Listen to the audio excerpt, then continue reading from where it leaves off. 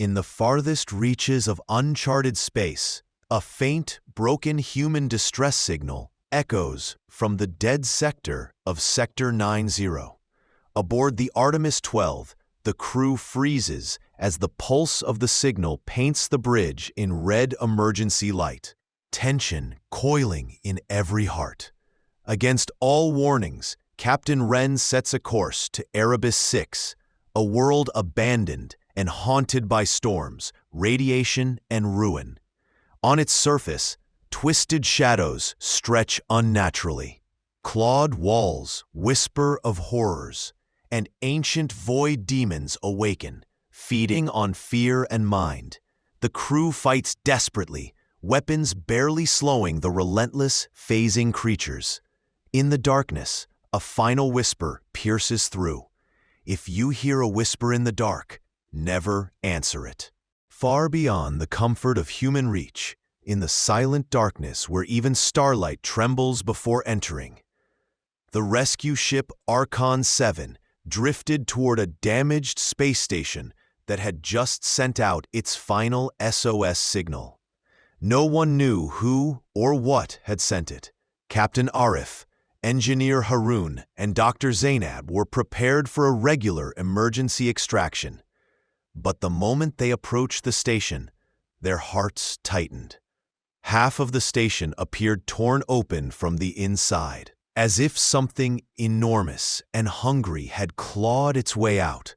Floating debris shimmered like broken bones in the cold void, and the emergency beacon blinked weakly, as though struggling for life. When the rescue team entered, the air felt unnaturally heavy. Their helmet lights cut through thick shadows, illuminating cracked screens, floating tools, and long streaks of dried blood. Strange burn marks, circular, unnaturally smooth, covered the walls, as if something had consumed the energy out of the metal itself. The station was silent, but beneath that silence, a faint whisper echoed through the comms, a sound no human throat could produce. A long, stretching hiss. Like something breathing through a furnace.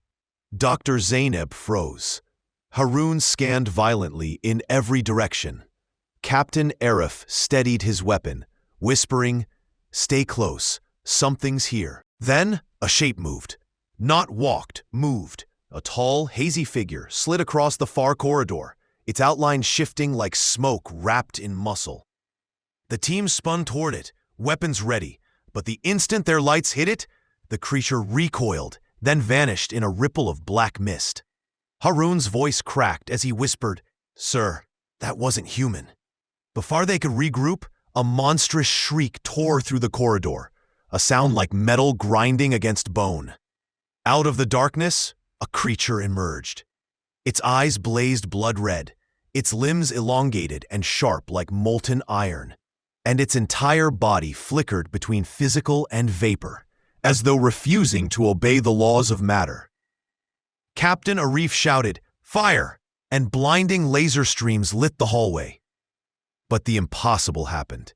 The creature absorbed the light. The more they fired, the stronger and more defined it became. Their weapons were feeding it.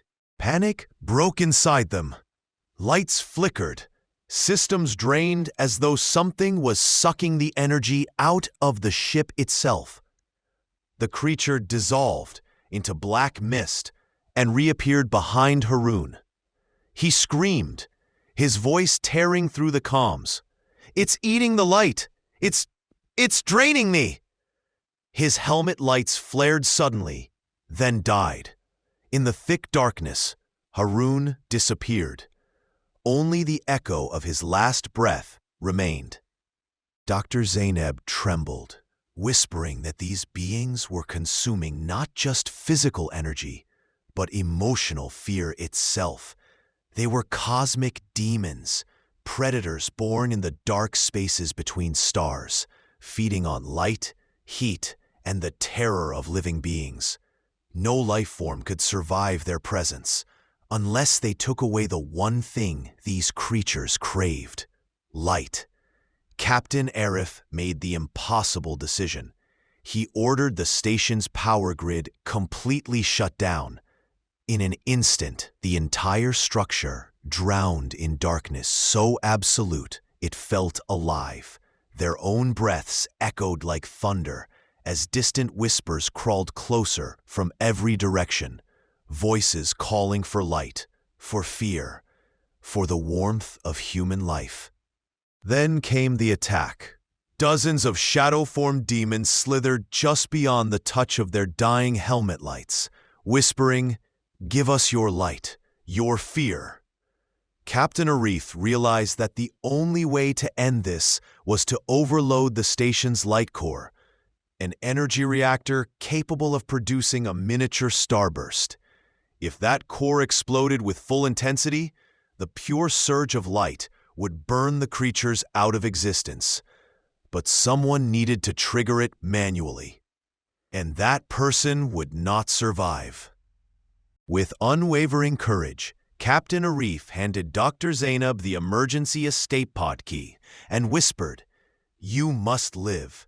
Humanity must know what we faced here." Before she could stop him, he ran into the heart of the station, light core in his hands. The demons rushed toward him like a storm of living shadows, their shrieks vibrating the metal walls. Rhen opened the core's containment, unleashing a burst of pure, newborn starlight. For a moment, the entire station glowed like a sun blooming in the void. The creatures screamed, their bodies tearing into mist, dissolving into nothingness as the overwhelming light consumed them. When the glow faded, everything was silent. Dr. Zainab, barely breathing, launched the escape pod into the dark expanse of space, sending out one final transmission.